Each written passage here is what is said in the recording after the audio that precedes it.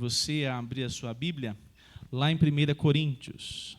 Quero cumprimentar quem nos visita, a Kelly e Gabriela, sua filha, salvo engano.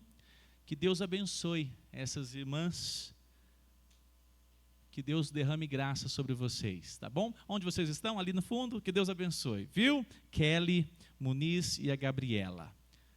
Sejam muito bem-vindas, volte mais vezes, tá bom? 1 Coríntios capítulo 4.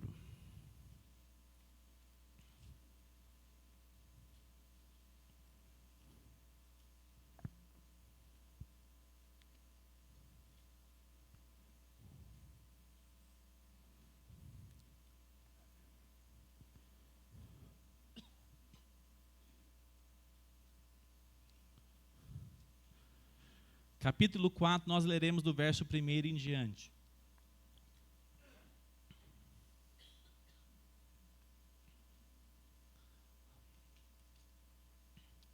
Diz assim a palavra do Senhor.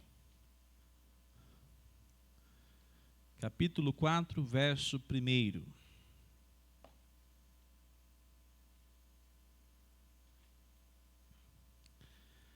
Assim, pois, importa que todos nos considerem como ministros de Cristo e encarregados dos mistérios de Deus.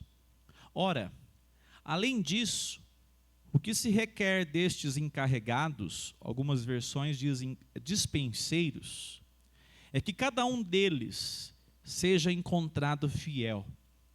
Mas a mim pouco importa ser julgado por vocês ou por um tribunal humano. Nem eu julgo a mim mesmo, porque a consciência não me acusa de nada, mas nem por isso me dou por justificado, pois quem me julga é o Senhor. Portanto, não julguem nada antes do tempo, até que venha o Senhor, o qual não somente trará à plena luz as coisas ocultas das trevas, mas também manifestará os desígnios dos corações. E então, cada um receberá o seu louvor da parte de Deus. Meus irmãos, apliquei estas coisas figuradamente a mim mesmo e a Apolo por causa de vocês, para que por nosso exemplo vocês aprendam isto. Não ultrapassem o que está escrito, para que ninguém se encha de orgulho a favor de um em prejuízo de outro. Pois quem é que faz com que você sobressaia? E o que é que você tem que não tenha recebido? E se o recebeu, por que se gloria como se não o tivesse recebido? Até aqui, versículo 7, oremos mais uma vez. Senhor, obrigado pela tua santa palavra. Que o teu Espírito trabalhe nas nossas vidas. Ó bendito Senhor Jesus, nós somos necessitados da tua graça, da tua iluminação, a ação do teu Espírito no nosso coração.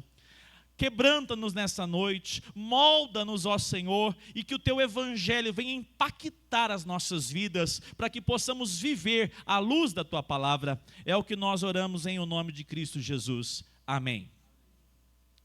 Amados irmãos, há alguns anos atrás eu conheci essa obra, esse livreto, chamado Ego Transformado. Quantos já leram? Que bom, tem alguns irmãos que já conhecem. Tem na biblioteca? Tem, né? Acho que até uma que eu doei. Mas eu me lembro que eu já tinha lido há alguns anos atrás. E eu me lembrei, porque chegamos no capítulo 4 de 1 Coríntios. O pastor Tim Keller trabalha muito bem essa questão que está, digamos assim, trazendo tantos problemas à igreja de Corinto. Eu não vou retomar todo o contexto histórico, que nós já falamos várias vezes, mas eu vou lembrá-los. A igreja de Corinto foi plantada pelo apóstolo Paulo, mas é a igreja que mais está dando trabalho para o apóstolo Paulo, porque esses irmãos, essa igreja, estão com problemas dos quais Paulo está tratando desde o capítulo 1. E Paulo está tratando que esses irmãos, eles acham que já são maduros, eles já acham inclusive que são espirituais, mas na verdade Paulo os chama de imaturos, de crianças na fé. E é por isso que agora, capítulo 4, nós temos aqui um contexto onde nos mostra características desses crentes que ainda possuem problemas, com uma relação muito marcante, inclusive para os nossos dias. É a respeito do coração do homem. Nós vamos adentrar alguns termos mais, digamos assim, precisos. Mas tudo que se passa no coração do homem precisa ser transformado pelo poder do Evangelho. Porque se não for, e se não estiver em transformação, teremos problema. Ainda mais no contexto também da igreja. Nós temos um contexto da igreja de Corinto, onde nós temos homens disputando como deve ser o líder. E ao invés de celebrar diversidade, eles estão se apegando a líderes para poder dizer: eu sou de fulano de tal, sou de Pedro, sou de Cefas, sou de Apolo. E o outro diz: sou de Paulo. E essa relação aponta, amados irmãos, para um jogo de poder, uma disputa dentro da igreja do Senhor Jesus Cristo, refletindo aquilo que acontece aí fora, no mundo. Então, nessa noite, o tema será ego transformado, justamente o tema do título aqui, que o pastor Tim Keller, reverendo Timothy Keller, faleceu há poucos anos. Tinha um ministério tão relevante ali na região de Nova York. Mais precisamente, você se lembra, Marquinhos? Me fugiu o nome da igreja dele. Mas sempre trabalhou com um contexto urbano, de cidades grandes como Nova York, e teve um ministério muito relevante. Você pode ler todas as obras, tudo que ele publica, ou melhor, publicava aí, né? As editoras ainda continuam publicando, você pode ler. É um pastor presbiteriano. Nós vamos trabalhar, então, a respeito do quanto que o Evangelho deve transformar o nosso coração. Porque o nosso coração, naturalmente, a nossa tendência natural é de termos um coração voltado para o nosso interesse pessoal. O nosso coração, ele é corrupto e ele não se dá bem lidando com as diferenças, lidando com essa questão que o ser humano possui, o seu ego. Nós vamos utilizar muito desse termo. O ego, na verdade, de maneira simples, nós podemos lembrar que é a nossa identidade, quem nós somos. E muitas vezes, essa relação de levarmos à reflexão quem nós somos, nós fazemos mau uso. E nós temos algumas questões importantes para nós observarmos aqui nessa noite. Capítulo 4, verso 7. Diz assim, mais uma vez, eu vou destacar. Pois quem é que faz com que você sobressaia? E o que é que você tem que não tenha recebido? E se o recebeu, por que se gloria? Como se não tivesse também a recebido? Uma das definições que nos chama a atenção é que o orgulho, ele já foi detectado como a raiz de todos os pecados. O orgulho produz no nosso coração, no nosso eu, uma grande bagunça. Ele deforma a nossa identidade, quem nós somos. E o orgulho, ele é resultado do pecado. E nós a recebemos por herança em Adão. O orgulho está dentro de nós. E esse orgulho, ele atua nessa relação da nossa identidade, quem nós somos.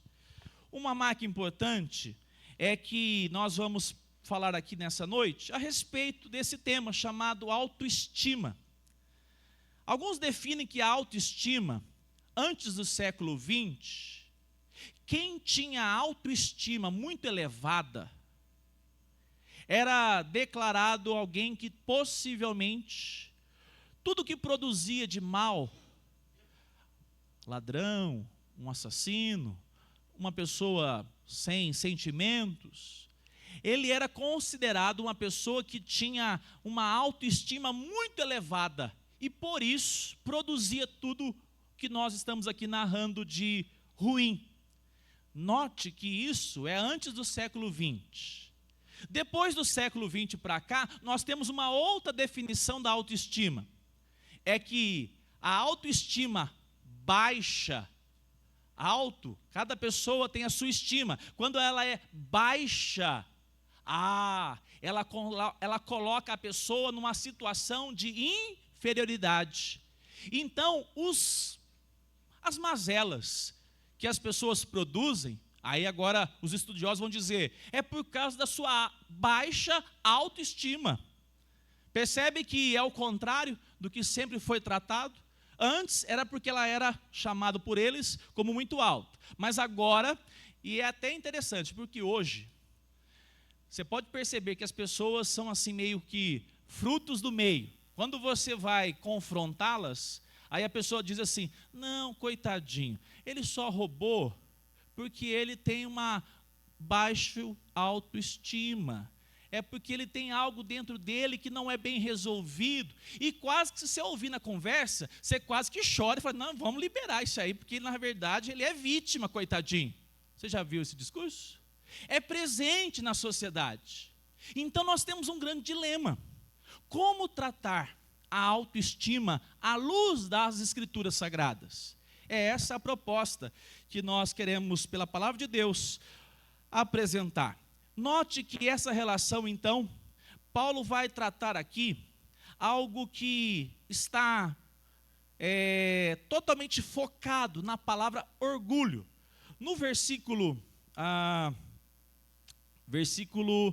6, deixa eu pegar se está aqui o 6. Versículo 7 ainda, diz assim, e que é o que você tem que não tenha recebido? Se não o recebeu, por que se gloria como se tivesse recebido? A palavra no original aqui, que traz essa ideia de vanglória, de orgulho, é uma palavra diferente que o apóstolo Paulo e todos os escritores da Bíblia utilizam para falar a respeito de orgulho. Ele vai utilizar de uma palavra chamada, deixa eu pegar ela aqui, que até fugiu aqui do meu esboço. Cadê ela? Aqui, ó. Físio.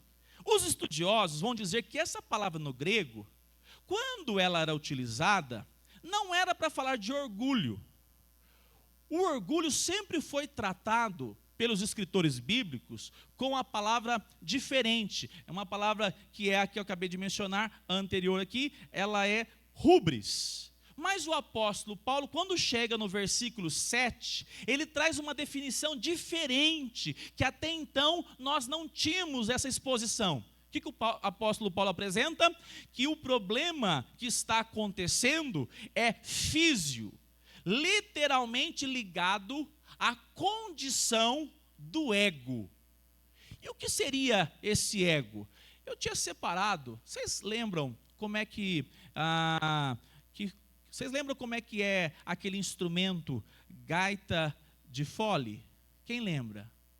Pega a imagem que eu tinha separado vou mandar aqui, ó. Ao vivo é bom porque dá para fazer, ó. Vou mandar, vocês mandam a imagem na tela aqui rapidamente, enquanto eu estou falando aqui. A gaita de fole, ela é um instrumento de sopro. Oi? Estão lembrados quem usa muito hoje em dia?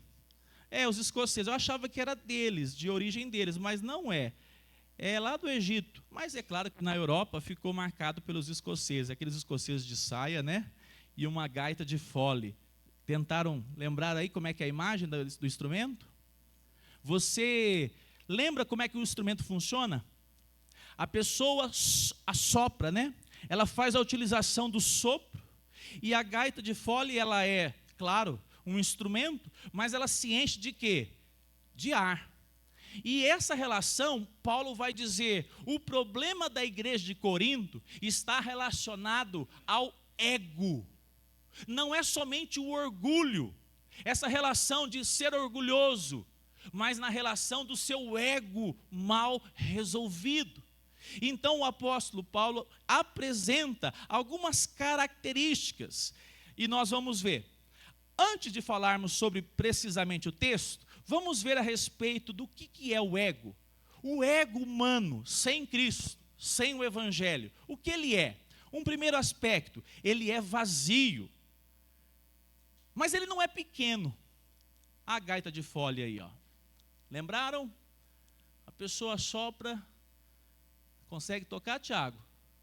Ué, toca a gaita, irmão. Como não? Sopra e ela se infla, não é assim? A gaita de fole é uma imagem para você refletir como é o ego humano sem Cristo. Ele é vazio, mas não é porque é vazio que é pequeno. Você nota aí o quanto que os balões nessas grandes cidades são soltos e trazem prejuízos para as cidades, para a aviação, causa até um incêndio numa família, numa casa de uma pessoa comum. Porque eles são enormes. Eles são enormes, mas dentro deles não tem o quê? Nada. É vazio. É só aquele pouco ali de fogo ali, mas na verdade todo aquele volume é vazio. A imagem de um balão aponta essa realidade do homem sem Cristo. O que o homem sem Cristo, com o seu ego vazio, faz? Eu vou ler um pouquinho mais hoje do que comum. Uma frase interessante de um autor chamado Kierkegaard. O orgulho espiritual é a ilusão de que temos a competência sem Deus para conduzir a vida, desenvolver nosso próprio senso de valor pessoal e descobrir um grande propósito para dar sentido à vida. Olha só, o ego humano, o ego caído, o ego que vem lá de Adão, que nós recebemos de Adão, ele tenta resolver as suas demandas, os seus problemas, se apegando a tudo quanto é coisa que possa trazer a ele o sentido de competência, uma condição de senso de valor. E é uma tentativa, eu repito, que é de fato uma imagem de um grande balão, enorme, mas vazio. Uma outra definição que diz o seguinte: o ego busca algo que lhe dê senso de valor, de singularidade, de propósito, e nisso se apoia. E naturalmente, se tentarmos colocar qualquer coisa no lugar de Deus, vai sobrar espaço por demais. É ou não é? Como é que nós podemos preencher o nosso ego, o nosso eu, a nossa identidade com qualquer coisa que podemos comprar, adquirir, possuir? Como nós podemos preencher por meio de algo que não vamos ter condições ofertadas nesse mundo? Então, por isso o ego é vazio. O segundo aspecto desse ego, ele é dolorido. O ego, ele é distendido. O ego humano, você já caminhou aqui, talvez passou dos 40 como eu, já começa a sentir umas dores, né? Normalmente você põe um calçado e anda para algum lugar, você percebe os dedos? Eu não percebo, mas de vez em quando o meu joelho eu percebo. Por quê? Faz barulho, sente um pouco de incômodo, fala, mas está estranho esse negócio. E por que nós notamos ele? O joelho ou os dedos? Porque não está o quê? Bem.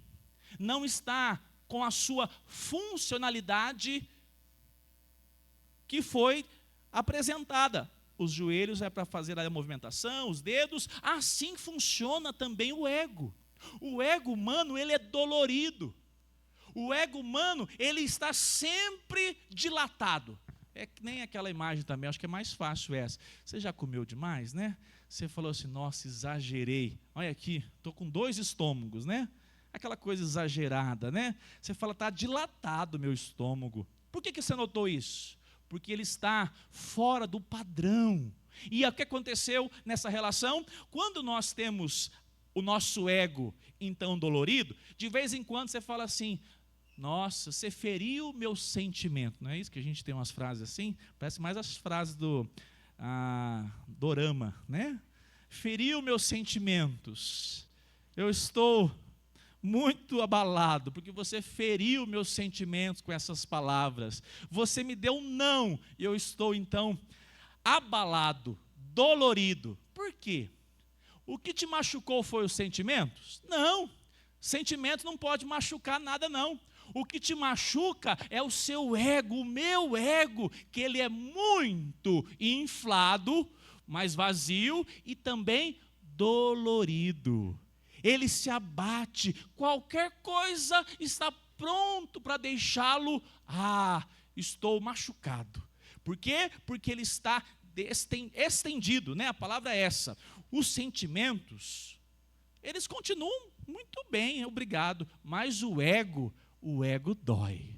E como isso é impressionante, irmãos, os casados aqui então, acho que a gente carrega isso aqui para a semana toda, né? Se a gente não lembrar que nós somos em Cristo, o casamento não vai dar certo, sabe por quê? Porque o ego que não foi transformado, ele é dolorido. Tudo faz com que ele se sinta, machucado. Então, vamos caminhar um pouquinho mais. Dificilmente atravessamos uma semana sem nos sentirmos o quê? Esnobados. É ou não é? Quando você está bem demais, Palmeiras ganhou de 2-0, foi um show de bola, você ainda encontra motivos para falar assim, esse caixa está me esnobando, nem olhou para a minha cara para falar muito obrigado ou bom dia. Só comigo que acontece isso? Por que acontece isso com você? Por que acontece isso conosco? Que o nosso ego, ele é dolorido, ele é inflado, ele tem uma condição onde qualquer coisinha pode abalá-lo. E essa condição o ego tem um ponto importante que você tem que lembrar disso. Irmãos, presta atenção aqui, isso aqui é importante, sabe por quê? Você é crente, mas enquanto estiver aqui, Alacir, você vai ter que lutar, você, eu e todos nós aqui, contra o nosso ego. Isso aqui não é uma receita pronta. Aprendi hoje, apliquei, orei, Miriam, já está tudo resolvido. Hoje nós vamos aplicar e amanhã, novamente. É uma receita diária. O ego nunca se sente satisfeito. Ele nunca tem essa, digamos assim, satisfação. Ele está sempre, digamos assim, inquieto. Ele está com a nossa identidade sempre relacionado. O que eu estou sendo ofendido? No que eu estou sendo ofendido? Uma frase que eu gostei é a seguinte: o ego nunca se sente feliz, vive chamando a atenção para si. O ego é egoísta, então ele está sempre voltado para si próprio. Essa relação nos mostra, então, em primeiro lugar, o ego é vazio, em segundo lugar, ele dói, e em terceiro, agora nós vamos ver, ele também é atarefado. O que seria isso? Ele é incansável. Ele é o tempo todo, o seu ego, o meu, o nosso ego, produzindo comparação e vanglória. O tempo todo. Comparação. Eu gostei de uma história. Você já viu aquelas mães? Eu achava que era neurótica, mas agora estou comprovando. É o ego mesmo. O pastor Tim Keller matou a pau. Aquela mãe que pega o menino e fala assim: você está boa, Maria? Estou bem. E o Pedrinho, como é que está? Ele está muito bem. Olha, ele faz inglês, natação, xadrez e luta. É mesmo? Que maravilha! Mas saiba de uma coisa, o Pedrinho faz tudo isso, o Joãozinho faz inglês, natação, xadrez, luta e estudos espaciais. Porque o meu menino é extraordinário. Qual necessidade? O ego, ele é atarefado para preencher alguma coisa que possa fazer dele alguém que se vanglorie em detrimento de outro. Ser orgulhoso não é você dizer assim: eu sou bom no que eu faço, hein? Nossa, sou muito bom. O orgulho está quando nós fazemos o quê, Heitor? Eu sou muito bom. porque, comparado com o Heitor, sou muito melhor que ele. Se eu perceber que o Heitor é melhor do que eu em alguma coisa, nossa, o meu ego vai ficar todo atarefado. O que eu posso fazer para me tornar melhor do que ele? A satisfação em ser bom, se todos fossem bons, e não tivesse esse ego deformado, esse ego que está atarefado em preencher currículo. O Roberto é muito bom, assim como o Marquinhos é muito bom também, faz com excelência, mas o que nós fazemos? Um ego ainda caído, que necessita de graça, faz comparação para se avaliar, para se condicionar a alguém que está superior a outro. Essa relação, meus amados irmãos, aponta então para algo importante. Em outras palavras, nos alegramos por ser mais do que alguém. Isso aqui é impressionante. Nós não nos alegramos apenas porque temos, nos alegramos porque somos melhor do que o outro. Nos alegramos não em si mesmo, porque basta alguém ser mais do que nós, que nosso ego fica o que novamente? Dolorido. Dolorido. Isso acontece porque não tínhamos alegria verdadeira nessas coisas. O orgulho é o prazer de ter mais do que o outro. Eu repito, tem pessoas que devem perguntar, até para os meninos, né? Você está fazendo isso, mas, espera aí, você gosta dessas coisas? Ou você está fazendo porque não? Porque nós temos que preencher um currículo. O Tim Keller fala uma frase que achei muito interessante. Nós fazemos em nossos dias. O ego trabalhamos em coisas que não gostamos, fazemos dietas que detestamos, mas nós queremos aparecer bem. Por quê? Porque nós precisamos da aprovação do outro.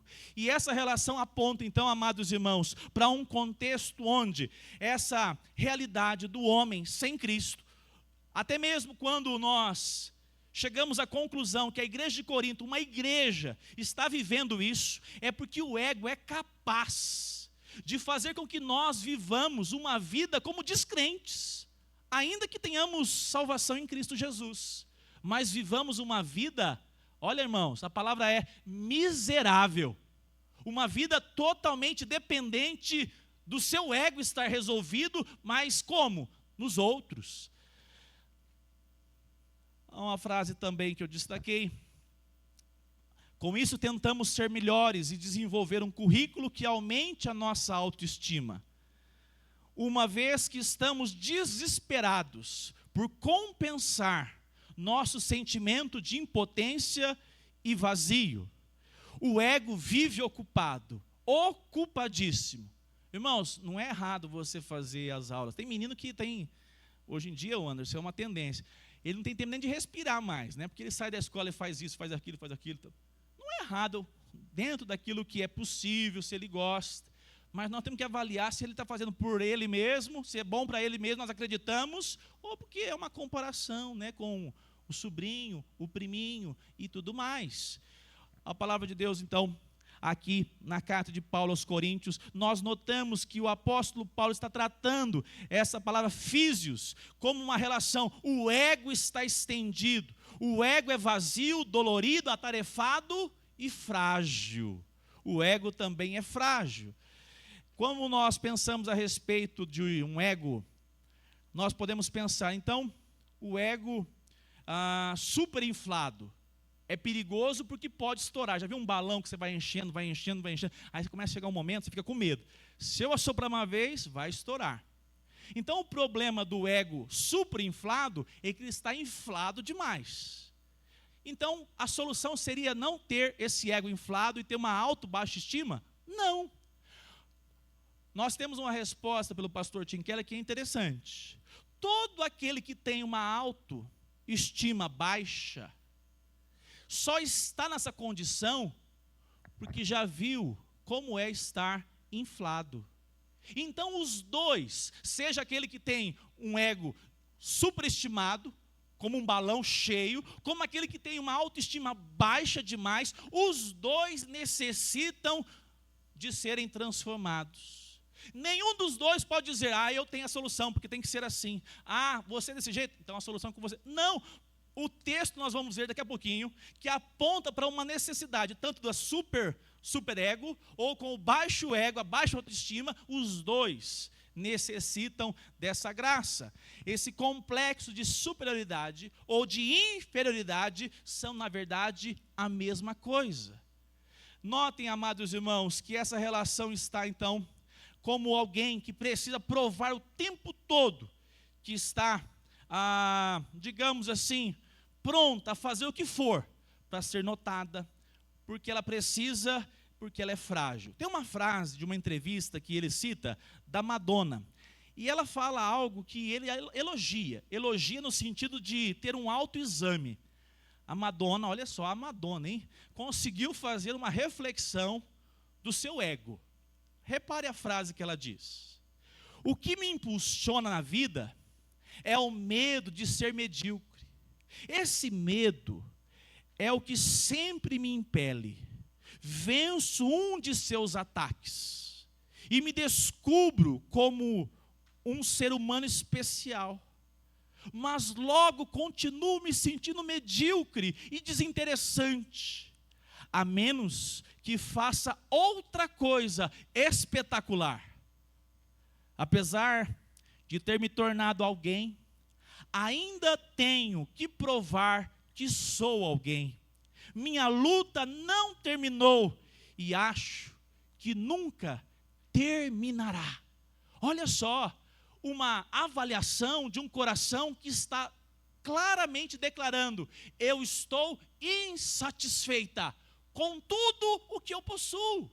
E quando eu faço alguma coisa, nada mais é para tentar preencher essa característica que me falta da minha identidade. Eu estou procurando e não encontro. A palavra de Deus vai nos trazer resposta. A explicação, ela percebe que todos os dias tem de procurar a aprovação de novo. Quem já viveu assim antes de Cristo Jesus? Talvez aqui seja mais comum do que só duas mãozinhas levantadas. A pessoa que vive assim é o tempo todo, mas será que ela está falando de mim? Será que ela está me elogiando? Será que realmente eu consegui fazer algo que me colocou na condição de pertencer à família? É uma necessidade de se autoafirmar em qualquer momento e ocasião, porque ela está totalmente dependente do que a família vai pensar, do que os colegas de trabalho vão pensar, do que os irmãos na igreja vão pensar. Ela depende dessa aprovação. Então, nessa noite, meus irmãos, eu quero destacar a visão transformada desse eu, desse ego. 1 Coríntios capítulo 4, versículo 3, vamos lá para a palavra do Senhor. Olha que nos mostra a palavra de Deus. 1 Coríntios 4, versículo 3. Mas a mim pouco importa ser julgado por vocês, ou por um tribunal humano. Nem eu julgo a mim mesmo. Vamos juntos o 4? Porque a consciência não me acusa de nada, mas nem por isso me dou por justificado, pois quem me julga é o Senhor.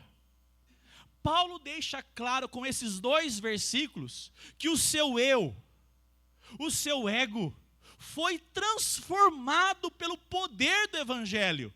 E essa é a resposta que tanto precisamos, não somente para nós, mas para qualquer pessoa, para não mais viver escrava do julgamento dos outros, da avaliação e da reprovação ou aprovação tão desejada dos outros. O apóstolo Paulo vai apresentar então que agora ele não está preocupado com uma igreja, olha só, irmãos, uma igreja que ele plantou, mas que olha para Paulo e diz assim, nós vamos ver aí daqui a pouco, você não tem o perfil de ser apóstolo não, perfil para ser apóstolo tem que ser igual o Tiago, o Roger, esses homão aí, gente assim, sabe? O Jonathan é o perfil mais assim próximo, desse tamanho, e não, ainda assim falta a voz de tenor, né, Jonathan? O mundo não é perfeito, né, meu irmão? No céu nós seremos todos perfeitos, tá? Amados irmãos, imagine só, aquele que plantou a igreja agora é reprovado pela igreja. Nós somos de Cefas, nós somos de Apolo. Apolo tem uma caixa torácica, ele quando prega parece um trovão pregando. Você, Paulo, desse tipinho aí, não, nós não queremos você. O Apolo diz, ou melhor, o apóstolo Paulo diz, eu sei que eu sou um dispenseiro, verso 1, eu sou ministro de Cristo, eu sou encarregado dele, e o que me importa é ser encontrado fiel. Começa com essa resposta, e ele diz mais, mas para mim pouco importa ser julgado por vocês, ou por um tribunal, se vocês me levarem para um tribunal, pouco importa a sentença de um juiz, nem eu, aqui é o ponto. Você já conhece alguém que vive assim? Até essa primeira parte é fácil de encontrar. Alguém que diz assim, eu não estou nem aí que eles estão pensando a meu respeito. Não é assim que as pessoas dizem? Eu não estou nem um pouco me importando o que estão falando, nem pensando. Ainda normalmente já aproveita a ira e solta vários palavrões, não é assim? É um padrão humano normal. Até aqui nada de novidade.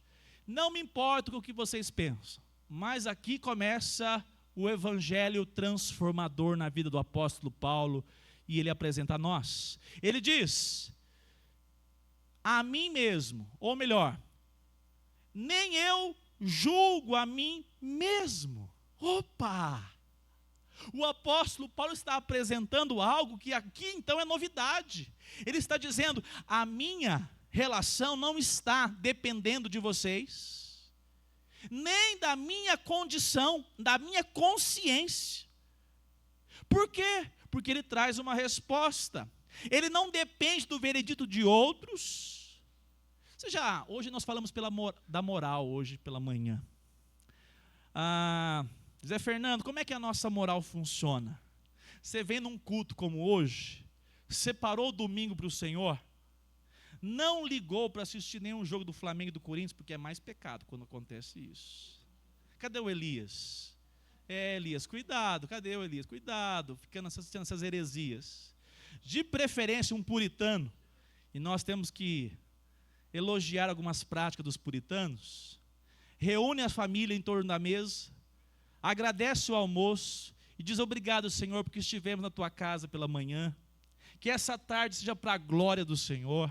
Nós vamos descansar, porque eu não quero pescar no culto, que o pastor odeia quem pesca no culto. Eu confesso, eu odeio, Lucas. O cara pescou aqui, eu falo, eu demoro 1 mês para perdoá-lo. Ore por mim. Não é fácil não, mas com um coração ruim, preciso do evangelho, mas eu perdoo. E mais, eu oro por ele, falo, Senhor, que ele tenha paixão pela tua palavra, né? Estou brincando, né, irmãos? Presta bem atenção. Você passou domingo, você fala assim, nossa, eu sou quase o Jonathan Edwards. E vem com a família para a igreja. Aí, de repente, você está indo embora, o semáforo fica amarelo, o cara, pá, na sua traseira, você, só me faltava essa. E já parece um outro ser, né? Cadê aquela moral que estava te exaltando tanto? De repente, você foi apanhado como? Eu sou realmente um pecador, acabei de fazer tanta coisa boa, e de repente tropeço numa coisa tão boba, que depois nós nos envergonhamos, inclusive. Não é assim? Paulo está dizendo, nem eu me julgo. Eu não me coloco num tribunal, porque eu sei que tem horas que eu vou ser aprovado. Eu fiz muito bem, mas tem horas que a minha moral e a minha condição vai me, digamos assim, detonar, vai me esmiuçar, porque ela vai me acusar, dizendo, nossa, você que é um servo de Deus pensando isso, você que é crente falando isso, você que é servo de Deus fazendo isso ou aquilo. Ou seja, confiar naquilo que os outros pensam a respeito de você, ou daquilo que você mesmo pensa a seu respeito, é uma grande armadilha. Por quê? Porque quando nós estamos nessa teia, nessa condição, nós podemos ser reprovados facilmente. O apóstolo Paulo traz para nós a resposta. Paulo está dizendo: o único veredito que de fato me importa é o veredito de Cristo Jesus a respeito de quem eu sou. E Paulo sabia que, apesar de ser o maior missionário, nem sei se ele tinha consciência disso, ele sabia que ele era um homem desventurado, como ele disse lá em Romanos: desventurado homem que sou, quem me livrará do corpo desta morte? Ou seja, Paulo está dizendo: eu sou necessitado de graça, e se não for o julgamento, se não for o veredito de Cristo, eu não terei paz, eu não terei sossego, eu viverei uma vida totalmente aflita, pesada e castigada, seja pelos dardos de fora, seja do meu próprio coração. Então, nós temos uma resposta. O apóstolo Paulo declara, versículo 4: mas nem por isso me dou por justificado, pois quem me julga é quem? O Senhor. Amados irmãos, um ponto importante: o ego, quando é transformado, ele deixa de ser inflado para ser saciado. E esse é o grande ponto, essa é a grande questão do Evangelho. O Evangelho vem trabalhar dentro de nós, a nossa identidade. Talvez você viveu a vida toda para provar algo para alguém, para provar para você mesmo. O apóstolo Paulo diz: eu não caio nessa armadilha.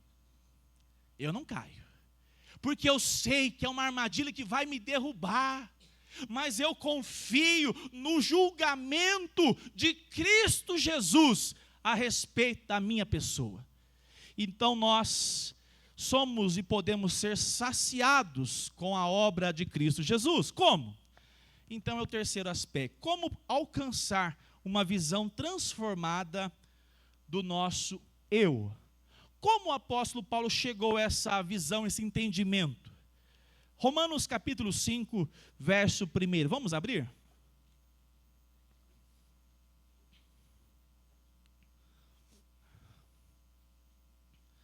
Romanos 5, 1.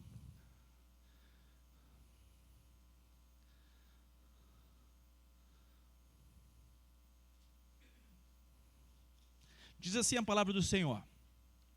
Vamos juntos. Justificados, pois, temos o quê?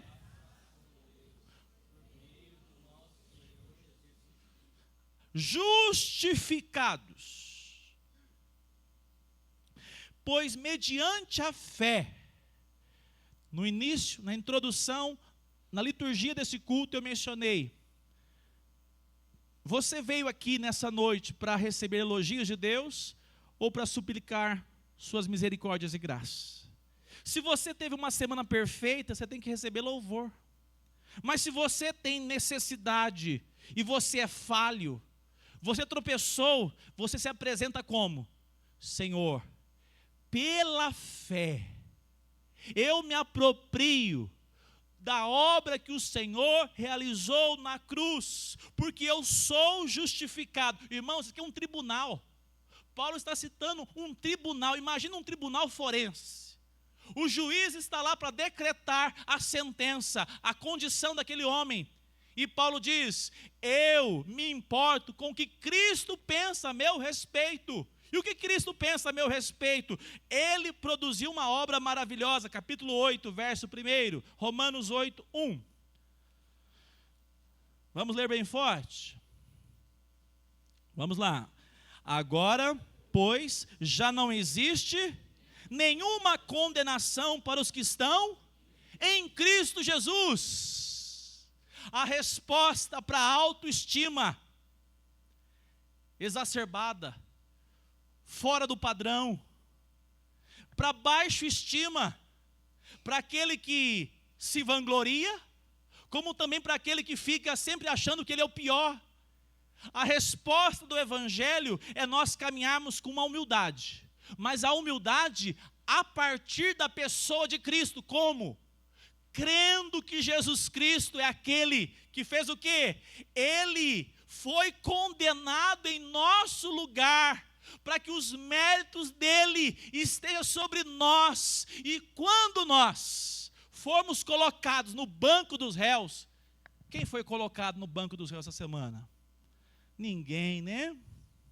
Vocês são muito bonitinhos, tomaram banho, vieram cheirosos, todos alinhados. Essa igreja é um povo bonito. Faz amém, pelo amor de Deus. Amém.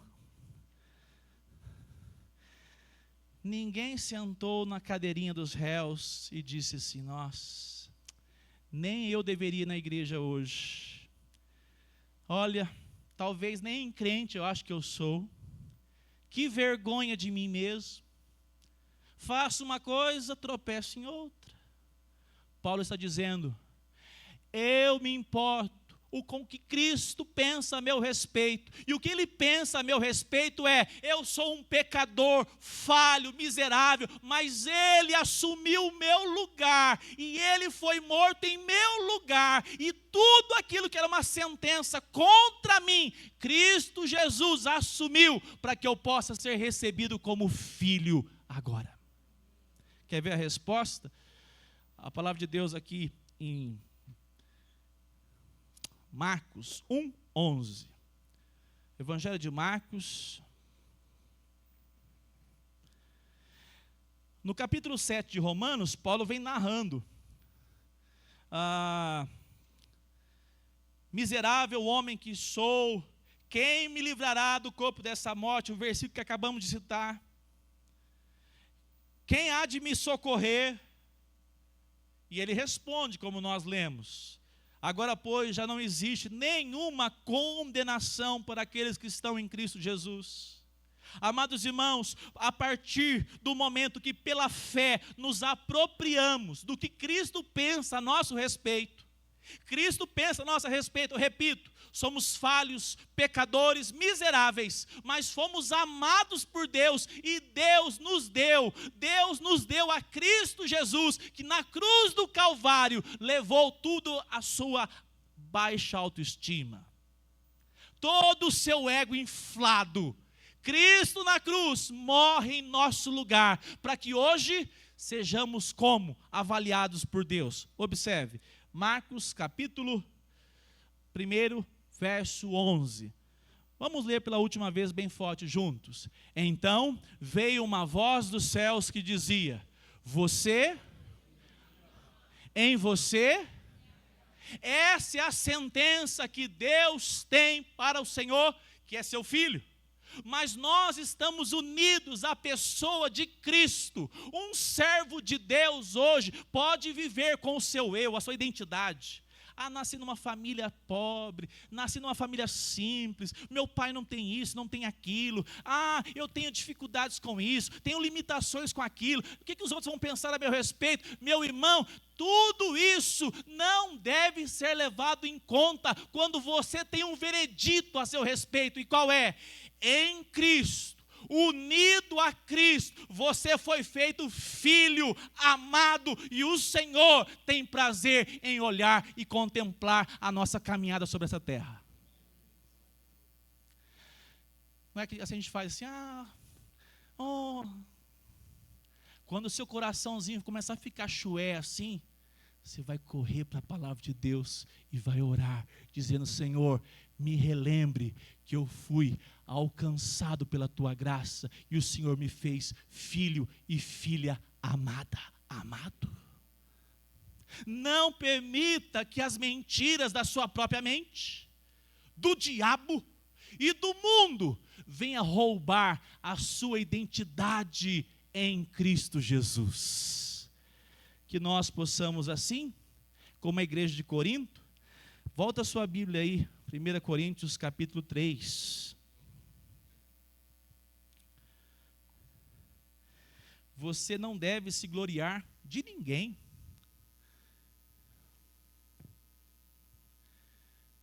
Às vezes a gente fica com essas dificuldades, né? Olha só aqui que o apóstolo Paulo, vamos relembrar. Portanto, ninguém se glorie, 3:21, ninguém se glorie nos homens. Por que você vai se gloriar nos homens? Porque tudo é de vocês. Olha só 22, seja Paulo, seja Apolo, seja Cefas. Ah, mas a minha irmã tem um carro, minha irmã tem um marido, minha irmã tem um namorado, minha irmã tem um emprego, meu irmão não sei o quê. Ah, é? Olha para a palavra de Deus. Vamos continuar? Seja Cefas, seja o mundo. Tudo que eu falei aqui está no mundo. Seja a vida, seja a morte, sejam as coisas presentes, sejam as futuras. Tudo é de vocês e vocês são de Cristo e Cristo é de Deus. O que lhe falta, Cristo te completa.